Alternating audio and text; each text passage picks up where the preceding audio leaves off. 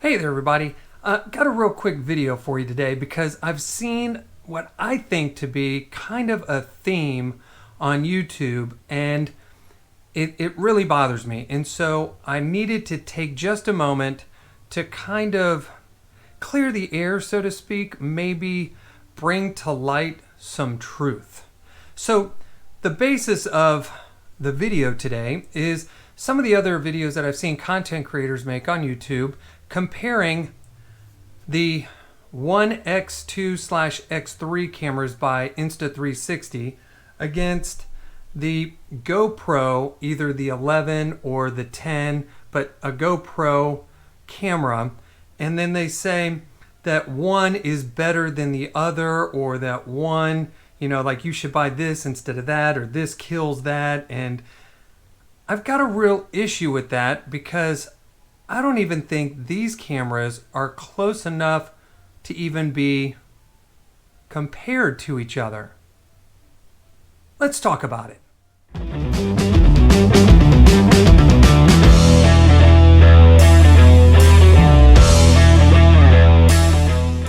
Hey everybody, this is Mike with Low Def Media. Thanks so much for taking time to check out the channel and for watching today's video. Alright, so let's get into this again. Just a real quick video because I had to say something about this theme of content. Alright, so like I mentioned, people have been comparing, content creators have been comparing the Insta360 line of cameras, the most recent ones, the X2 and the X3, to the 10, the GoPro 10, and the most recent version, the 11. All right, now they say in these videos, and you'll see them, they'll say, this camera is better than this camera. Does this one, finally knock out GoPro? Well, first of all, anytime that a new camera comes out and it compares itself to an existing camera, well, then that automatically says that that existing camera is pretty darn good, which in this case, both cameras are great cameras. But firstly, I'd like to say, I don't think either one of them is closely enough related to the other to be compared against each other. When you look at these two cameras, just looking at them, they look drastically different. So I came up with 5 reasons why I don't think these two cameras should be compared against each other. And I'm going to look off screen just to check my notes. Oh, the first one's durability. That one's kind of a no-brainer. Now, when it comes to these cameras, yes, they're both very rugged. They have a nice, very strong. I don't want to say strong feel. They have a very rugged feel to them. They're made very well. They got good weight to them. But what I would say about this one, I'm going to take the stick off. Makes it easier to handle. What I would say about the 360 though is that you've got these protruding lenses, right? And so I've got the guards on mine, but if you don't have guards, because they do create some distortion and you do get some lens flares, but if you don't have those and you put this down, you're going to scratch that glass and it's not replaceable. And so you have to send it back to Insta360 and they have to do it themselves. You can't, for comparison, the GoPro 10 and 11 has a removable cover right here, the lens cover, and so you can pop that off and get it replaced. And you've got other media mods that not media mods, but you have lens mods that you can put on there. And so when it comes to durability, I feel way more comfortable using this in an adventure setting than I would this. I personally feel like I have to baby this camera to make sure that I don't ding it or hurt it or any number of things, because this one I feel isn't nearly as durable as this one. Now, for the rear-facing screen, yes, that is a lot of glass, but it's pretty resilient to being dropped, and you can also put protectors on that. And that this is not a lens, so you don't have to worry about any kind of distortion or lens flares or anything, because this isn't a lens. It's just a screen. Now the second one is image quality. And while both of them have pretty good image quality, 5K plus, I will say this, that when I use this camera, the 360 camera, yes, it's a great image. And when you're doing 360 videos, it looks great, okay? I'm not taking anything away. but the colors are different, especially when you're looking at skin tones. The GoPro has a much better color profile, in my opinion, than any of the Insta360 cameras. And I would include, let me pull this one, the Insta360 Go 2.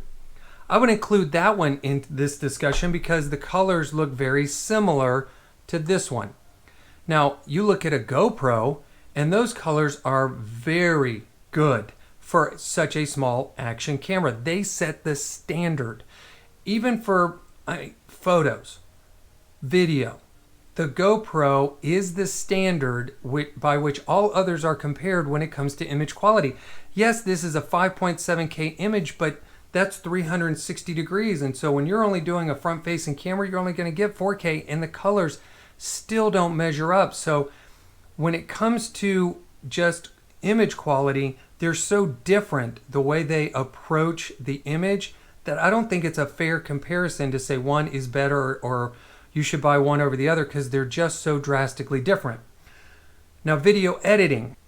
Some will say that because this shoots in 360 degrees, you have the ability to do more in your editing process. And I agree. You can record with this and then worry about what you wanted to capture later, because you're capturing a 360 degree field of video, okay? Field of view. So that's great.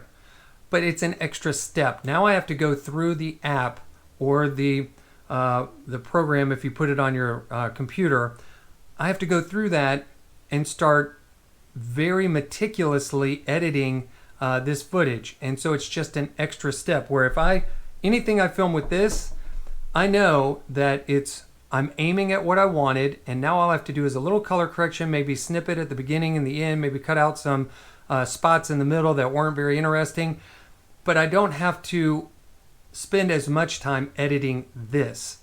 And if I use some of their other profiles, I can color grade it and get it just the way I want without a lot of extra time and energy. So when it comes to editing, you can't just take this and edit with anything. You have to use their proprietary software.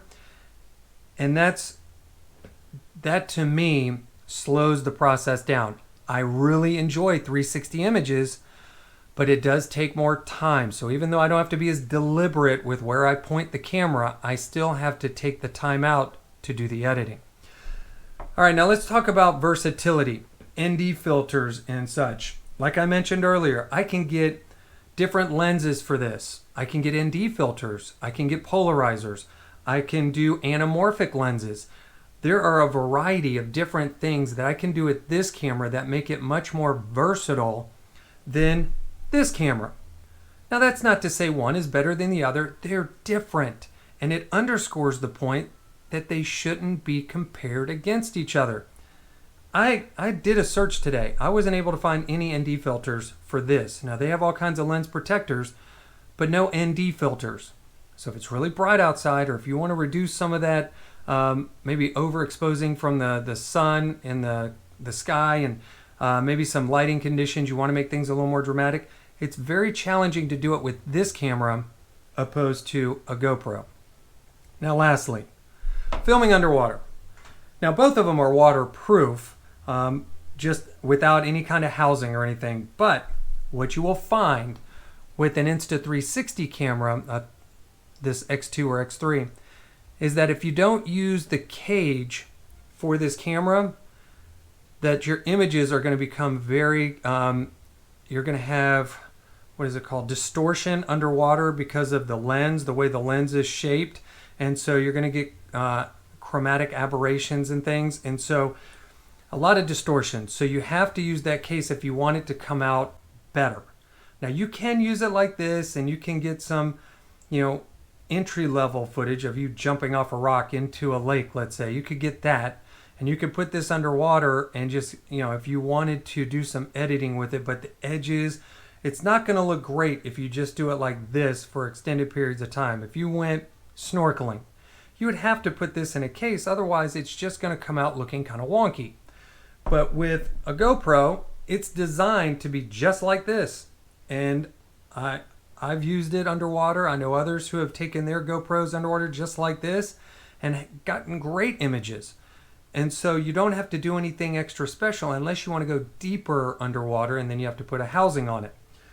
So again, they're different. I'm not trying to say one is better than the other, but just the way they're designed and the way they work is different. So it would be my contention that they're not designed to be compared against each other, but used in collaboration with each other.